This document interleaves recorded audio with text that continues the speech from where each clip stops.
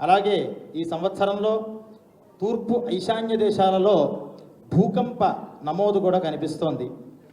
ప్రపంచంలో మన భారతదేశం చేసేటటువంటి పరిశోధనలన్నీ కూడా దిగ్విజయమయ్యి తద్వారా యశస్సు భారతదేశానికి వచ్చే అవకాశం కనిపిస్తోంది. అలాగే ఈ దేశంలో ఉత్తరాఖండ్ ప్రాంతాలలో కొండ చర్యలు విరిగి రహదారులన్నీ కూడా పాడయ్యేటటువంటి అవకాశం కనిపిస్తోంది. సుగంధ ద్రవ్యాలు ధరలన్నీ కూడా చాలా చక్కగా పెరిగే అవకాశం కనిపిస్తోంది. బంగారం వంటి ధాతువులు యొక్క ధరలు కూడా చాలా లాభసాటిగా నడిచేటటువంటి అవకాశం కనిపిస్తోంది. ఈ క్రోధి సంవత్సరంలో ప్రాపంచిక దృష్ట్యా విశేషించి భారతదేశంలో ఆర్థిక మాంద్యం లేకుండా ప్రపంచమంతా కూడా ఆర్థిక మాంద్యంతో ఇబ్బంది పడేటటువంటి అవకాశం కనిపిస్తోంది.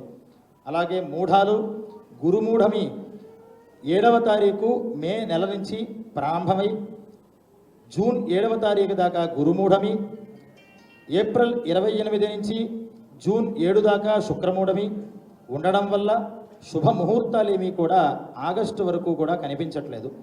అలాగే తర్వాత 2025వ సంవత్సరంలో 18వ తారీఖు మార్చి నుంచి 28వ తారీఖు దాకా శుక్రమూఢమి కనిపిస్తోంది. ఇంకో విశేషం, ఈ సంవత్సరంలో విశ్వగ్రస పక్షము అని ప్రతి పక్షానికి పాడ్యమి నుంచి పున్నమి దాకా 15 రోజులుంటే ఈ సంవత్సరంలో వచ్చే జ్యేష్ఠమాసంలో 13 రోజులే కనిపిస్తున్నాయి. ఆ 13 రోజులు చాలా అరుదుగా ఎప్పుడో 50 ఏళ్లకో 60 ఏళ్లకో 80 ఏళ్లకో ఒకసారి మాత్రమే వస్తూ ఉంటుంది.